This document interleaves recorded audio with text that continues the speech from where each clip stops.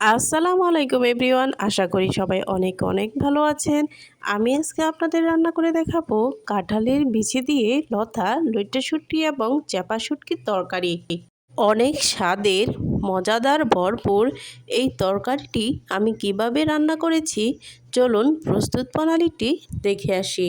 এই তরকারিটি রান্না করার জন্য আমি লতাগুলো খুব সুন্দর করে কেটে কুটে নিয়েছি এবং সাথে কাঁঠালের বিচিগুলো, আর সাথে আমি দিয়েছি লইট্টা শুটকি ও চাপা শুটকির মিশ্রণে এই তরকারিটা আমি রান্না করব। চলুন আপনাদের দেখিয়ে আসি আমি কিভাবে চাপা শুটকিগুলো সংরক্ষণ করি। একটি বক্সে চাপাতে লবণ দিয়ে এভাবে রেখে দিলে অনেক দিন ভালো থাকে এবং স্বাদ ও গন্ধ উভয়ই ঠিক থাকে। এবার আমি পেঁয়াজ, রসুন এবং কাঁচামরিচগুলো সুন্দর করে কেটে কুটে নিয়েছি। এবারে আমি এই হামানদিস্তাটা দিয়ে এগুলো ছেঁচে নেব। প্রথমে আমি রসুনগুলো ছেঁচে নিচ্ছি।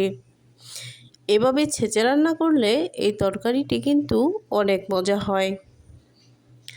দেখুন আমি আধা করে ছেঁচেছি।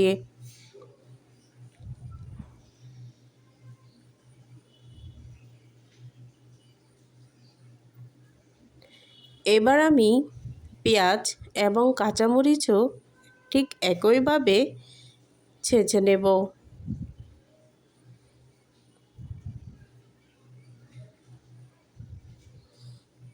দেখুন আমি কিভাবে আধা করে ছেঁচে নিয়েছি।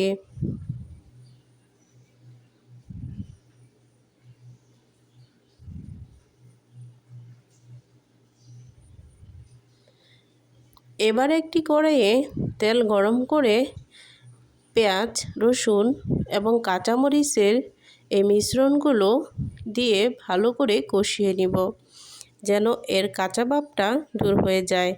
এবার দিয়ে দিলাম পরিমাণ মতো লবণ।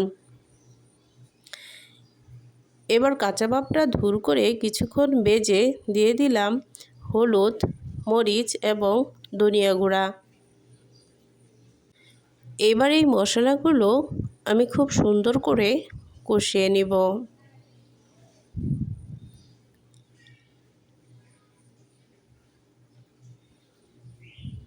এবার একটু পানি দিয়ে দিলাম যেমন কষানোটা খুব ভালো হয়। এবার আমি দিয়ে দিলাম চাপা এবং লইট্টা শুটকি। আমি কেটে কুটে ধুয়ে সুন্দর করে পরিষ্কার করে নিয়েছি। এবার এগুলো একটু কষানো হলে দিয়ে দিলাম কাঁঠালের বিচিগুলো। যেহেতু কাঁঠালের বিচি সাধারণত শক্ত হয় আর লতা নরম হয়, এজন্য আমি কাঁঠালের বিচিগুলো আগে দিয়ে আদা সিদ্ধ করে নেব। দেখুন মোটামুটি সিদ্ধ হয়েছে। এ পর্যায়ে আমি লতাগুলো দিয়ে দিব।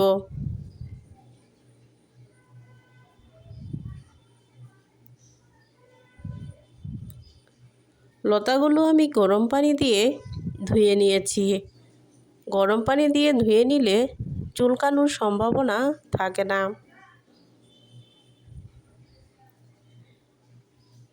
এবার লতা একটু কষিয়ে নিব।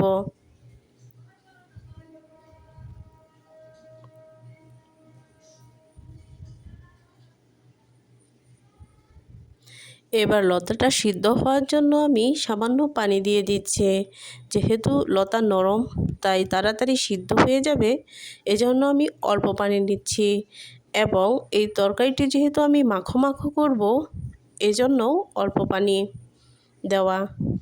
দেখুন আমার তরকারিটা প্রায় হয়ে গিয়েছে আর লতাটাও খুব সুন্দর সিদ্ধ হয়েছে, একটা লতাও কিন্তু ভাঙেনি।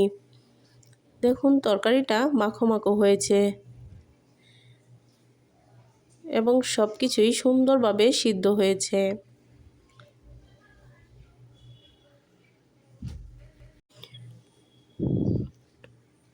এবার আর কিছুক্ষণ রেখে পানিটা আর একটু টান টান করেই উঠিয়ে ফেলবো। দেখুন তেল একদম ছেড়ে দিয়েছে, আর কোনো পানি নেই। আর তরকারিটাও খুব সুন্দর শুকনা শুকনা মাখো মাখো হয়েছে, দেখেই কিন্তু লোভনীয় লাগছে। আমার এই রেসিপিটা যদি আপনাদের কাছে ভালো লেগে থাকে অবশ্যই কমেন্টে জানাবেন। আল্লাহ হাফেজ।